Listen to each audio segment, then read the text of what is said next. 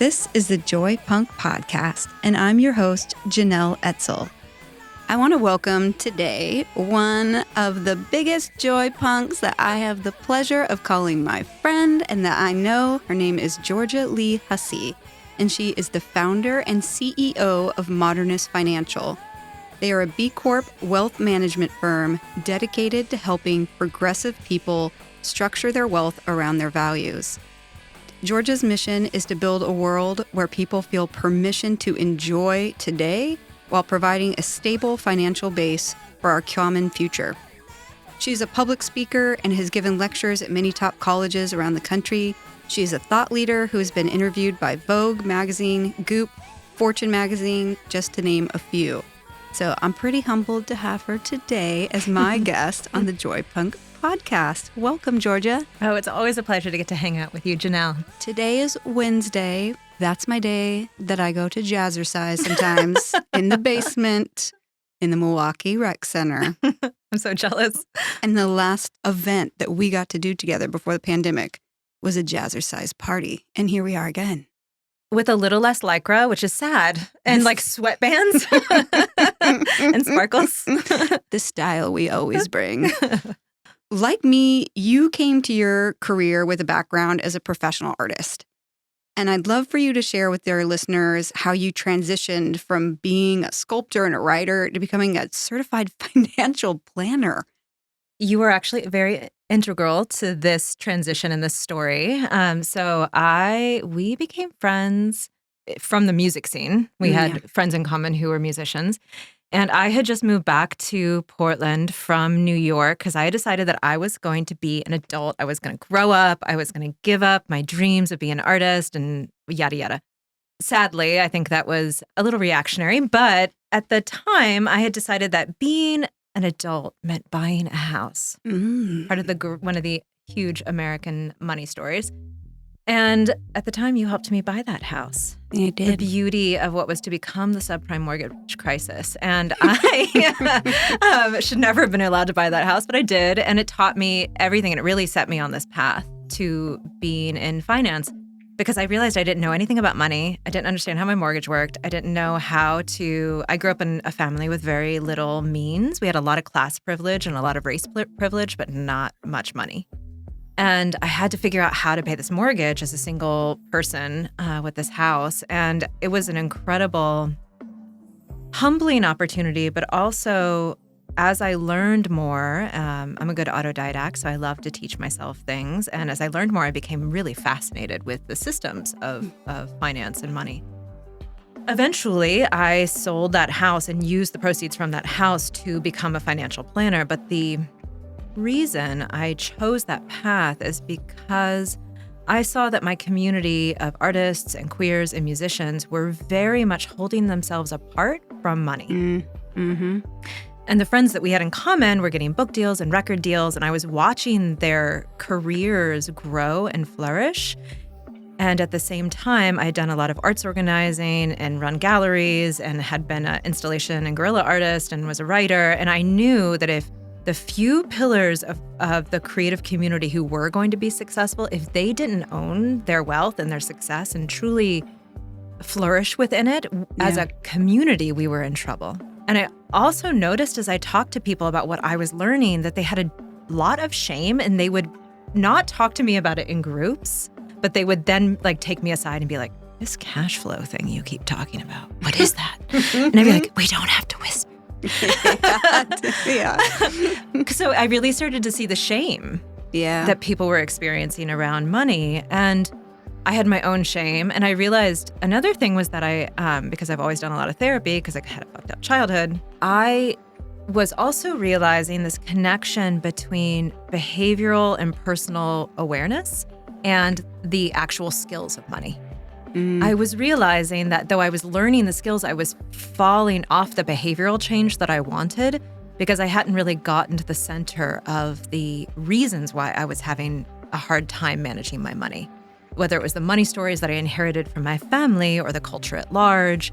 And so I started to see that happening with my community too. I was like, oh, you feel like a sellout if you're successful. So you need to get rid of your money as quickly as possible. And I can give you all the cash flow and budgeting advice I want, but you're not going to make the change because you need to own that narrative before you can shift your behavior. So all of that was as like a 3 to 5 year period where I was trying to understand who I was going to be after having been a sculptor and a writer. And what's interesting to me is that I feel like I'm still doing the same exact thing when I was doing installation sculpture as I'm doing now. Yeah. This idea of grappling with gender and labor and materials and systems of value and community and building that which feels impossibly big in the vision, and then figuring out the step-by-step to actually get there. You know, guerrilla art and being in business feel like the same project to me.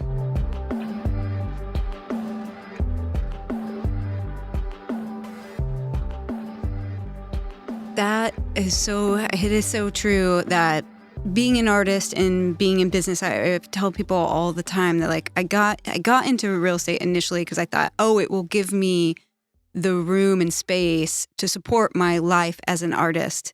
But what I didn't expect was that I would find that my life and business gave me the space to be an artist. And this is my art, and this is a form of expression, and it's never ending, and it's so fascinating. But I had to get over, and you point to this, the identity. Business was a word in our family that, you know, business people weren't good people. Money, the shame around money, or you can't make money. So how do you help people start unraveling those narratives? And maybe like even just how did you start unraveling your own narrative around that?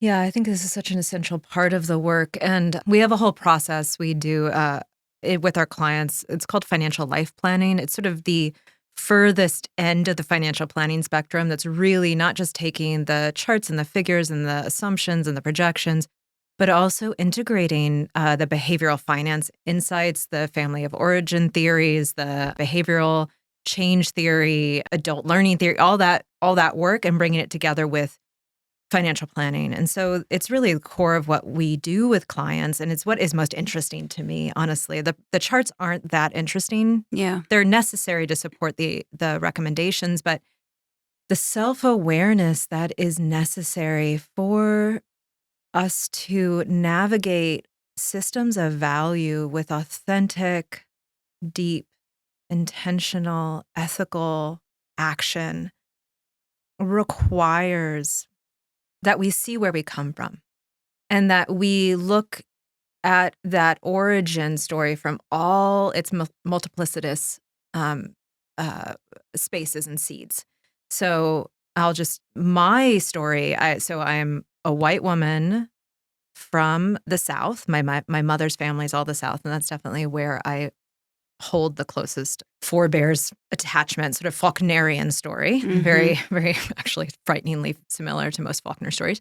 So there's also a very intense racial overlay there as being a white woman who, within the class structure my family operated within, we are property, and we're also utilized to reinforce racial narratives and to control race, because we are the valuable white women in the South are used to control Black men and to control Black communities. So there's whole that stuff, right? Yeah.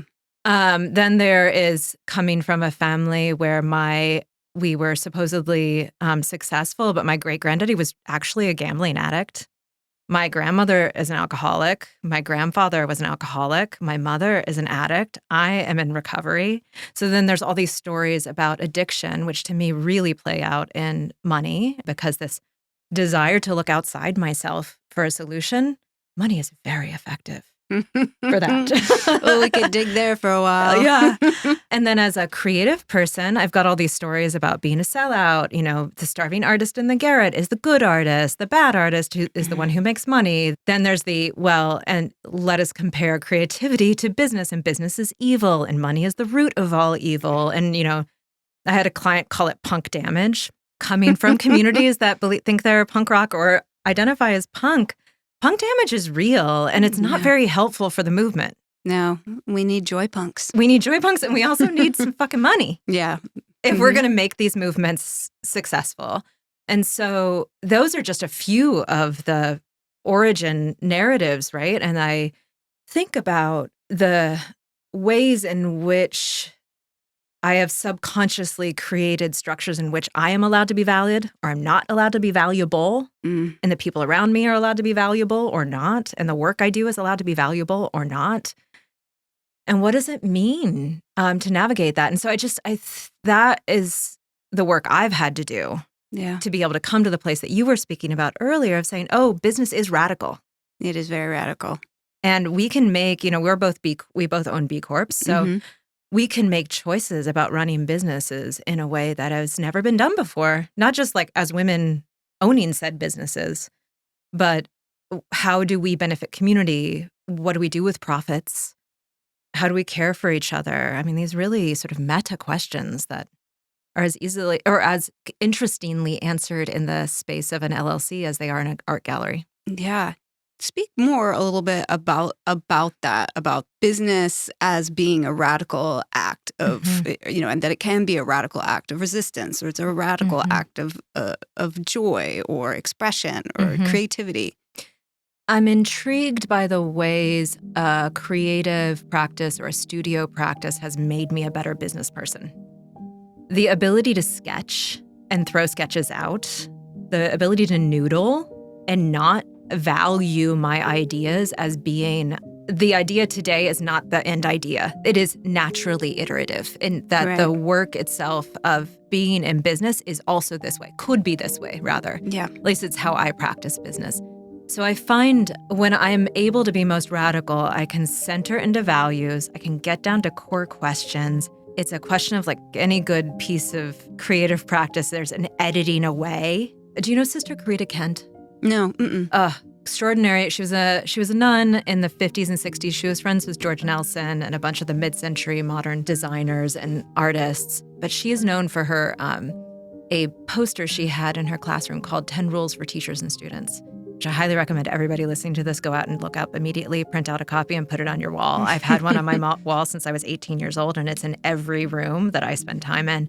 And one line she says is, you cannot create and edit at the same time. They are separate processes. And I think about this a lot in business, is the space to actually be creative and let it be messy and unknown and think deeply and just, as a writer, you just have to just like vomit it out sometimes and just not care if it's a mess, right? And then knowing that the editing process is a different part of the brain.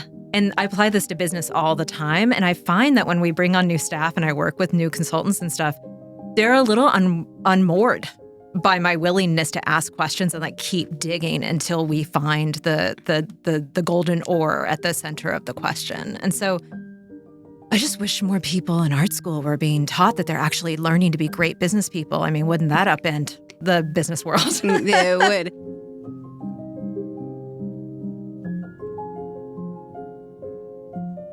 I'm really grateful for my education in art, in that it has taught me just these habits, like how it translates for me now in business is I know how important it is to get time alone to just work on my thinking around things, to work on my business, not in my business.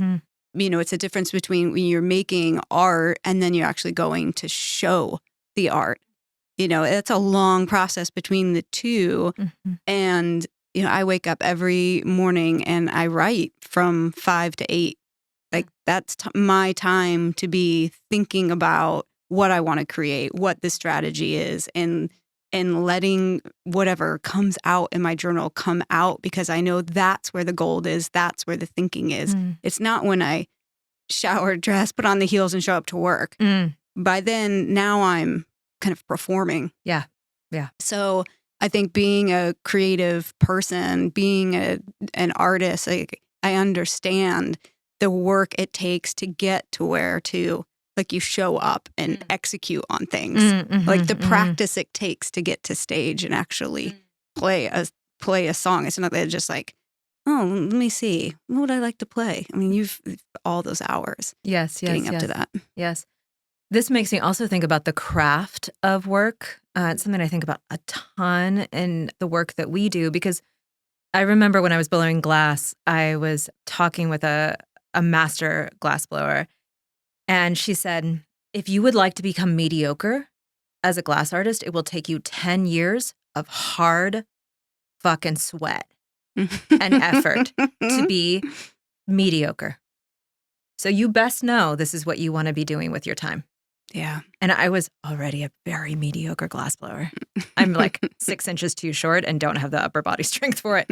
But it was actually really helpful for me because I thought, where do I want to spend my 10 years? And it wasn't in that particular craft. It was in other crafts. But I think about that in the craft of business. And what does it mean to think about our work as craft, as iterative, as requiring the image that came to my mind when you were speaking was the sort of the dramaturgy of studying the play and the historical background of the play, and then the putting on the suit of lights and performing that play. They're very different processes. Very, yeah. So I honor that. And I think one thing to add on to this is that as a business woman, which I am called occasionally and annoys the shit out of me, it makes me also think a lot about how I perform that power in public and what is the public persona that I'm putting out there and how do I utilize that for my benefit, for the business's benefit, but also as a protection, which I think is definitely informed by like feminist performance practice from the 70s.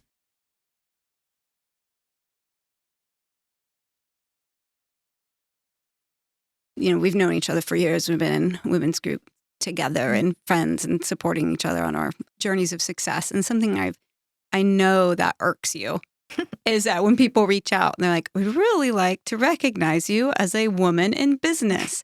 And it's like, well, when am I just a person in business? And can you talk a little bit about that? Yeah. Well, there's so many reasons I find that annoying. I think one of them is that many of us who are marginalized get the special experience of being a person who's good at their thing as long as it's modified by some portion of their identity. So you're a good Black business person, you're a good female business person, you're a good queer business person, whatever. So that just number one, I don't want to have to be modified in order to be seen as capable or valid.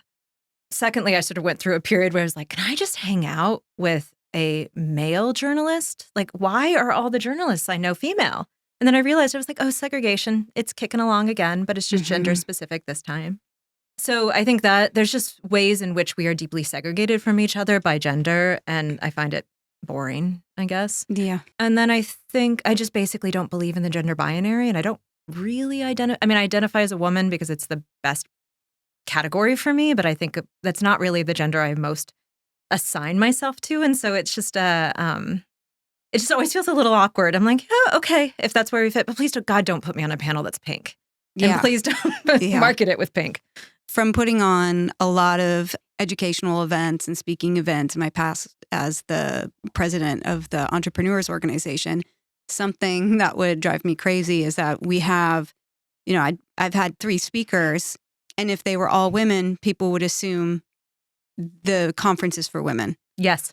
Starting Living Room Realty in the beginning, I was asked all of the time, oh, is your real estate company for women? I get this question too. They're like, oh, is your specialty women? I was like, I have never said that out loud ever. And and it took me a long time actually for me, because we had a lot of men on our roster, more men per capita than most other companies. Like I was like, makes no sense. And then I'm like, aha, it's me. It's me. People aren't comfortable or used to or familiar with having a woman run and own the brokerage. It's not about the people here. It's about me. And so, it'll fire you up. Yeah. My favorite question is like, oh, that's interesting. Where did you see that? I'm like, that's not my client. It's so interesting. Where did you read that? I need to double check the copy because I'm pretty sure that's not anywhere on any of my marketing materials. Yeah. I think we'll have to do a separate podcast about letting folks know how many times as women we get asked the most ridiculous things and please stop in business. I help a lot of independent business people here craft their business, find their message. And something that I really admire about you, and I'm in awe of your courage and punk attitude about your business, is that you chose what seemed like a fairly narrow niche when you created Modernist Financial. And in that, you had to be really clear about who you're not for. Mm-hmm. And you knew right out of the gate, I'm going to alienate a lot of people, yet you still went forward.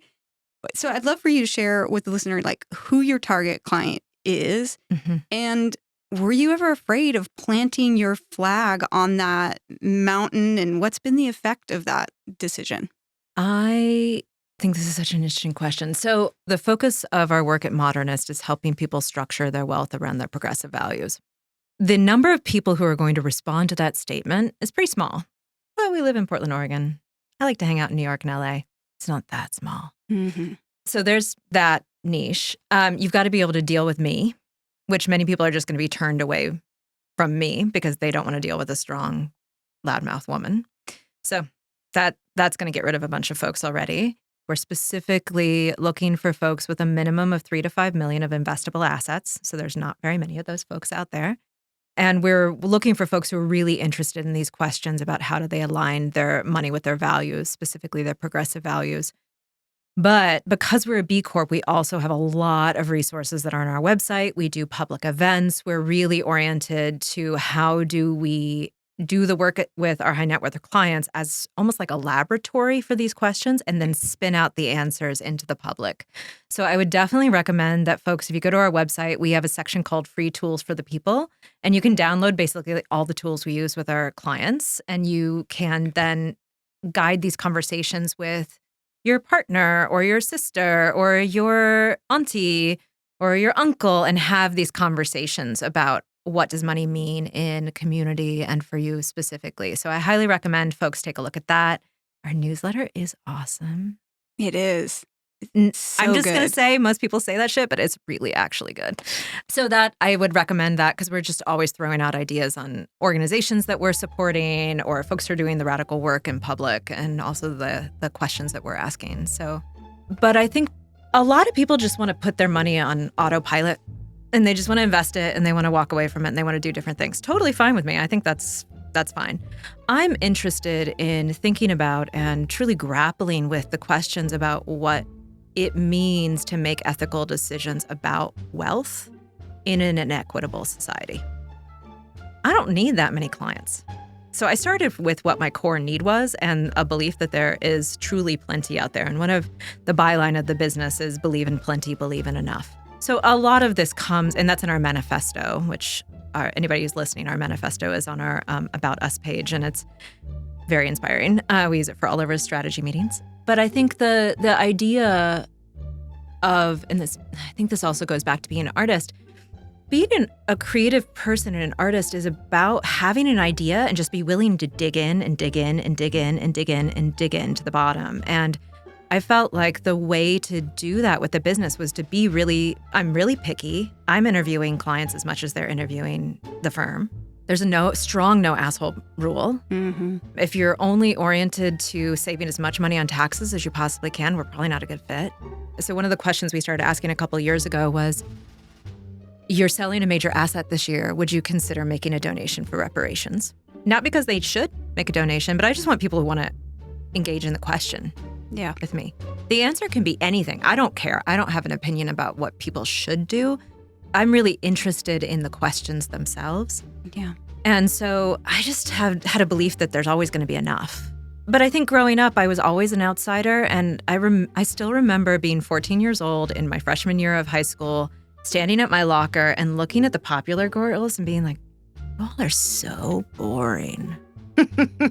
You all look exactly the same. And I remember I felt like my internal sense of self resituated and I was like, so boring. And that was like when I started gravitating to the other punks and hippies and outcasts in the school. You know, I went to all girls Catholic school, so there weren't a whole hell of a lot of us, but I have always been a very proud outsider. Yeah. And I think that's part of being punk is this like fuck you if you don't like it. Yeah. / fuck you, give me a hug. It's cool. Go, like we don't have to hang out, but let's respect each other. So I don't know. I'm always interested in this question because I honestly don't know how to operate in the world without being comfortable not being included, because I feel awkward when I'm included. Like being in groups always makes me a little anxious.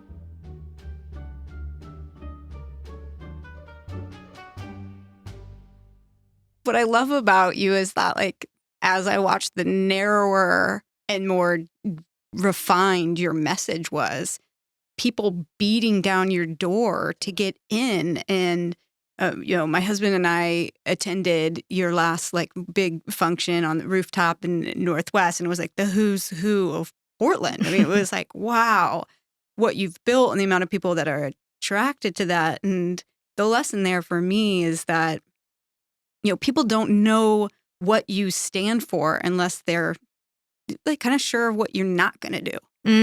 You're attracting people to your values, and that's just like so sticky and so connective. And how many financial planners are out there asking that question about, or if you sell, would you donate to reparations? And it's pretty radical. Like, you're using business as a way to ask these really important societal questions and work almost as an activist. Exactly. Something that I wanted to share with you and thank you for. And it's probably one of these things that you tell people all the time. You're like, it's just some simple advice.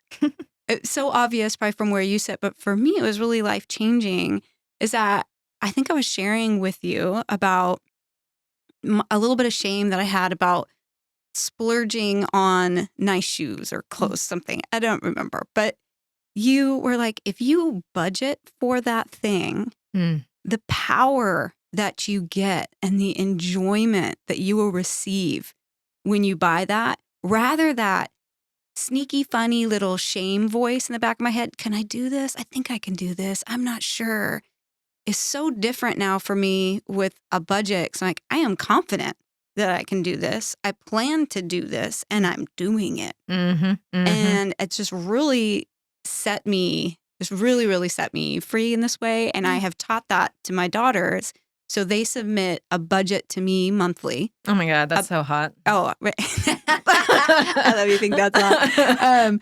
And I make them track every expense, like what it costs for them to compete on their swim team, what it costs their tuition, birthday parties. Like they have to forecast, they have to look ahead, Genius. They have to set the budget. I don't have to have another conversation with them the rest of the month.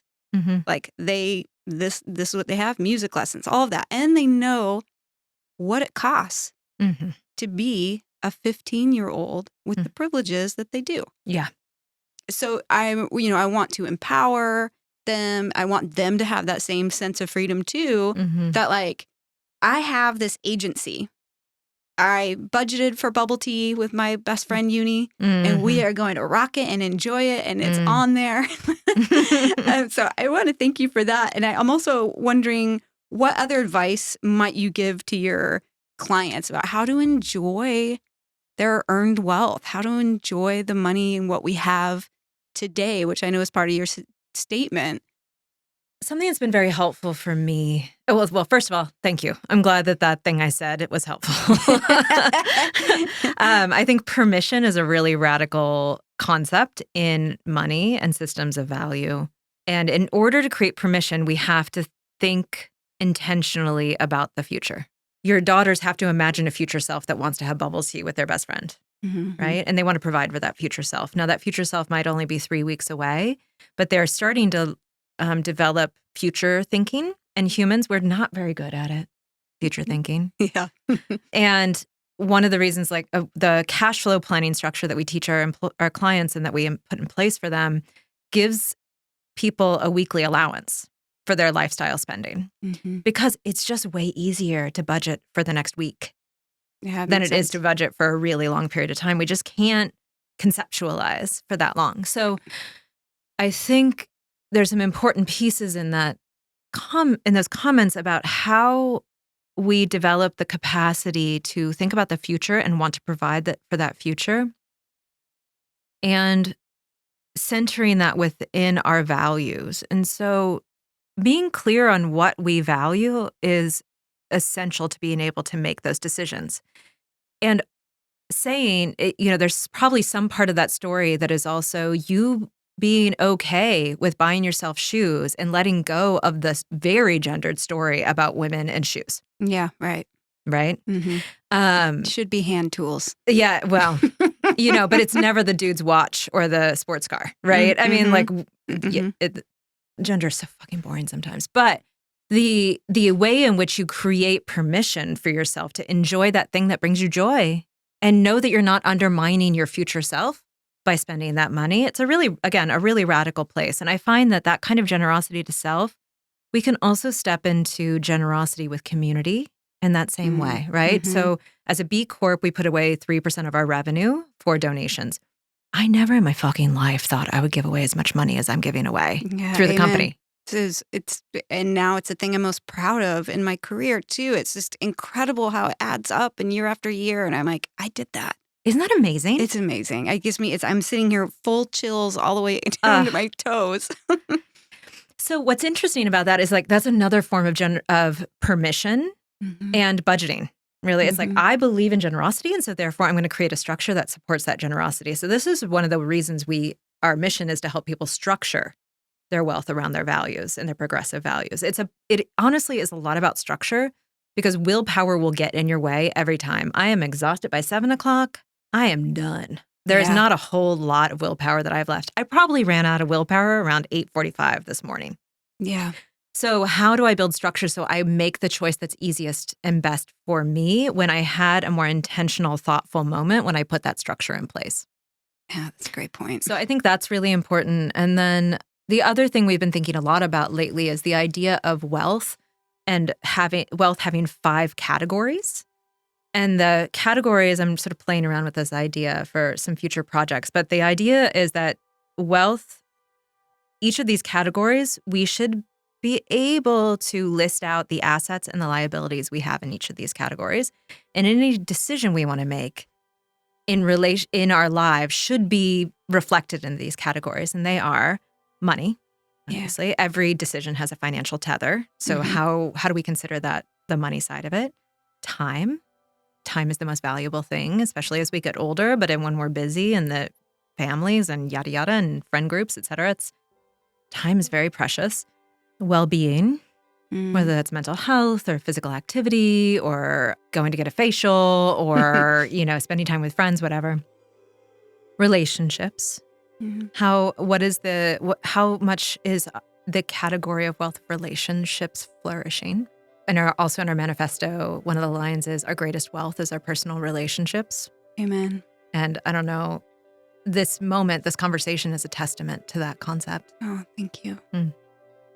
And then craft is another very important area of wealth. My capacity to utilize the skills I've developed over my lifetime in order to live in this moment is one of my greatest wealths.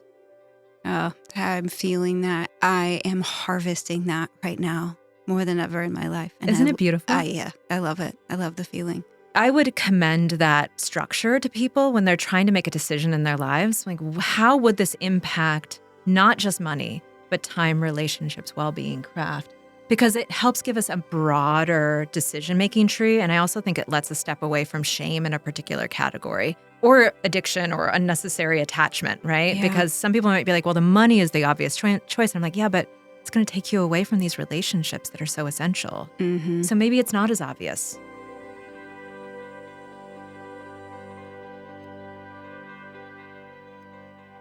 That is beautiful. I was thinking about how my husband and I were talking before bed. We always giggle and chat for like an hour before we fall asleep. And that's so charming. I know. It's so sweet. But we were talking about how, leaving money, this idea of leaving money to our children. And I'm a really big fan of the book Die with Zero and being there. And what I have heard a lot of wealthy people talk about in thinking about money, I mean, everyone thinks about it a little different, but is that they're not going to be leaving their children money. And it occurs to me as I get older and more mature and I'm watching the world that my daughters are growing into under my wing, is that I don't need to leave them money. I'm leaving them skills Mm-hmm. and a network Oh my God. and the relationships. Yep. So, I look at those other buckets. Exactly. And it's taken tremendous pressure off of me from when, 16 years ago, first, finding out that I'm pregnant. Do I have the financial? Mm-hmm. And realizing that, like, actually, that might be the least important of all those 5 buckets. And when you hear folks like I think the 5-hour energy guy, I can't remember the CEO of that, but he's like, my children will be able to do whatever they want. They have access to the incredible network of relationships that I've built. Mm-hmm. So I've just been thinking a lot of getting out of that focus of the one. And that's a beautiful framework to be looking at our own lives in that context. Well, and it's an interesting question around generosity, because estate planning and this desire to leave money to children is a deeply problematic element in racial wealth inequality. Mm-hmm. Because it creates this often unconscious compulsion to hoard. Yeah. And that hoarding then drives tax planning choices, drives estate planning choices, drives investing choices, it's a range of choices that at its core, I'm like, your kids have enough. Yeah. To your point, you see the range of resources you're leaving them, and between their educations, their race, coming up in a secure childhood in which they have a secure attachment to themselves and other people. I mean, good God almighty, it took me a gazillion dollars of therapy to develop that project. That's wild. Yeah. Just like, let's just say that out loud. And I think it's really just, it's important to question these stories about where wealth is directed. Yeah. And the radical nature of just not giving it to the next generation. Because they're probably going to be fine. And you can decide not to give it to them, and they're probably going to get money from anybody somewhere else anyway. Yeah. Because you can't die with zero. It's just, long-term care insurance is also really expensive. Yeah. So you may not want to do that. But, there'll probably be a couple houses you own at the end of your life. Yeah. It's it's this interesting, I'm so glad you're asking these questions and that you ask them in your communities and amongst your friends. Because the really radical place is to be among other wealthy people and say, I don't think I'm going to give it all to the kids. Yeah, they're okay. Give it away. Mm-hmm. Enjoy your life now. Yeah. It's so precious. It's a hard time for a lot of people in the economy right now. What is the one bit of simple advice you'd give to folks who are out there feeling, feeling scared, having thoughts of fear? What should folks be? Yeah, I think what we talked about with the 5 areas of wealth, like sit down and write down the assets that you have. Be honest about the liabilities, but let's write down the assets, because I think that can really calm the nervous system and help feel a sense of plenty and really enough. And I think, my business is down too, because we're tied to the stock market. So it hasn't been super fun the past year or so.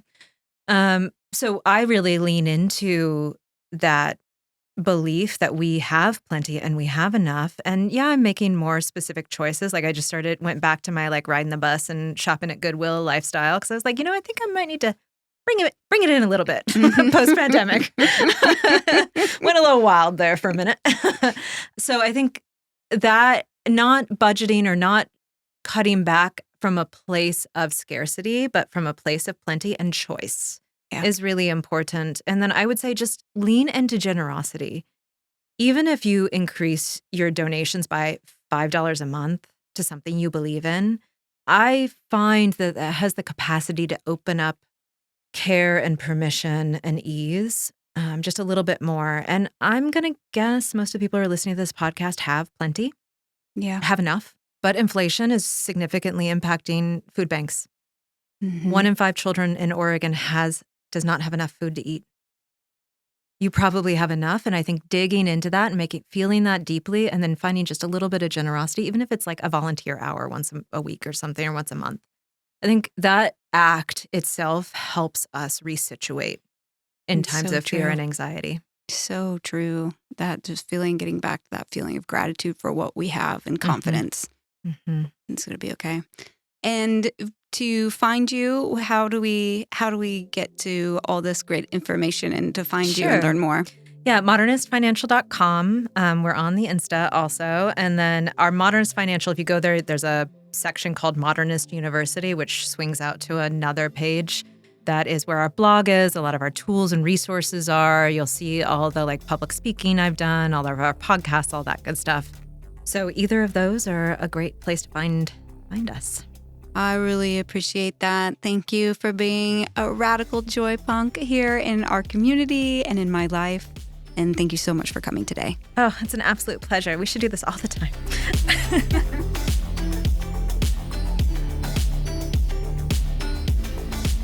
Thanks again to Georgia Lee Hussey for all her knowledge, insight, and openness around what often can be a thorny subject to discuss. Make sure you visit modernistfinancial.com for more information on all the great things Georgia is doing, as well as free tools to help you with your money journey. Join me next time when I'll be chatting with my longtime friend and fellow real estate agent, Kareem Aladdin, about the art of asking better questions and how this can help you not only in a real estate transaction, but in life. If you've been enjoying the show, I'd love you to do me a small favor. If you could do one of the following or all three, it would be incredibly helpful. 1, like or follow the show on whatever platform you listen. In most cases, this will be with finding the follow, subscribe, or plus button on your listening platform. 2, share the show with someone who you think might enjoy it. And 3, leave us a review on Apple Podcasts. Thanks so much. Enjoy and gratitude, Jenelle.